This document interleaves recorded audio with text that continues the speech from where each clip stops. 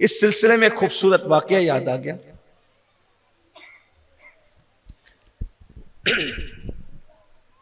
हजरत राबिया बसरी बड़ी खातून थी, अजीम खातून, बड़ी तवक्कुल वाली, परहेजगार थी। ये औरत ऐसी खातून थी मुकद्दर, ऐसी ऐसी बातें करती थी मर्दों के दिमाग में ना।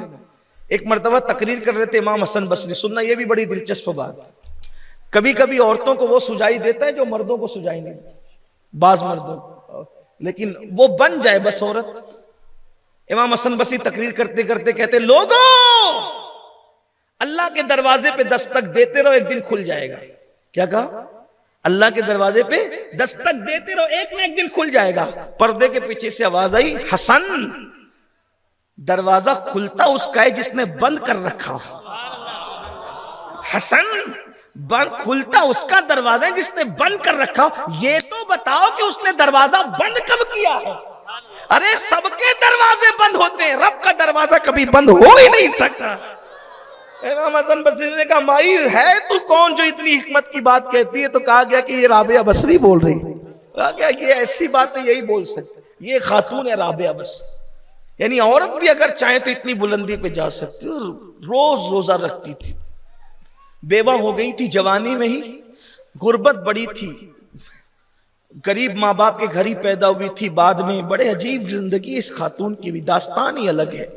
कभी याद दिलाएं तो इनकी पूरी जिंदगी आप बयान करें, सुने तो रो पड़े। पैदा हुई तो चौथी थी, माँ बाप चाहते थे कि अब बेटा हो जाए, क्योंकि हर बेटी के बाद माँ बाप चाहते हैं बेटा हो बेटा हो। तो ऐसे ही था कि तीन तो बेटी थी, चौथा बेटा हो जाए, तो बेटा हुआ नहीं। बल्कि जिस दिन पैदा हुई तो उस दिन घर में तेल भी नहीं था।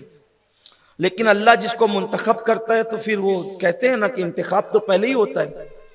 तो इनके वालिद परेशान थे कि तेल भी नहीं है तो लेंगे कहां से? तेल की जरूरत है, पैसों की जरूरत है, गुड़ वगैरह लाने हैं। तो लेकिन हुजूर ने ख्वाब में वक्त के बादशाह को हुक्म दिया कि वो उसके यहाँ बच्ची पैदा हो रही है, उसको ले जाकर इंतजाम करो। ये वो पैदा हुई तो चौथी थी, तो इसलिए राबिया राम रखा। अरबी में राबिया चौथी वो कहते, राबिया, राबे से बनाए राबिया, चौथी। और फिर माँ बाप का इंतकाल हो गया तो बहनों ने छोड़ दिया। तो बचपने में कहीं जा रही थी तो डाकुओं ने लूट लिया, कनीज बना लिया, बेच दी गई। फिर कहीं शादी हुई तो जवानी में ही चंद साल में बेवा हो गई। ये से सब जिंदगी थी। एक बार किसी ने पाप की नजर से देख लिया तो अल्लाह के खौफ से ऐसे गिर पड़ी कि हाथ टूट गया। बड़ी अजीब जिंदगी गुजरी है।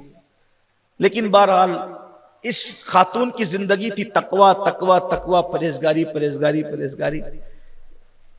एक दिन रोजे से थी, घर में कुछ था नहीं, एक कनीज थी उनके पास, किसी ने हदिया कर रखी थी। तो खादिमा से कहा रोटी बना लो। तो रोटी बनाई, एक रोटी। तो वो रोटी लेकर के बैठी, खादिमा से कहा कि आधी तू खा लेना, इफ्तार के वक्त आधी मैं खा लूंगी, अल्लाह का शुक्र करेंगे पानी पीकर। तो जैसे ही इफ्तार का वक्त करीब आया, रोटी लेके बैठे थे, अभी गुरूब भी नहीं हुआ था। निदाई अल्लाह के लिए कोई कुछ दे सकता है? खादिमा से कहा उठा के दे दो।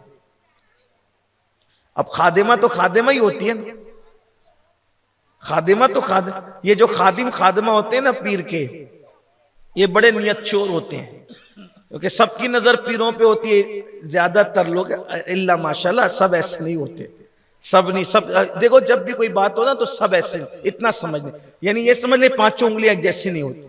सबकी नियत नजर पीर पे होती है और खादिम की नजर पीर के नजराने पे होती है कि कौन क्या लाके दे रहा है। ऐसे खादिम खादिमा खादिमा थी। कहा कि अम्मी जान एक रोटी थी, वो भी दिन भर रोजा रखवाया, इफ्तार के टाइम कहती उठा, अरे दे दे बेटी दे, अल्लाह के लिए मांगता है, दे दे, उठा के दे दे। दे तो दिया, अभी इफ्तार का वक्त आता, अब क्या करेगा? पानी पी लेंगे, पानी पी लेंगे, ठीक है। कुछ कह तो सकती नहीं थी खादिमा।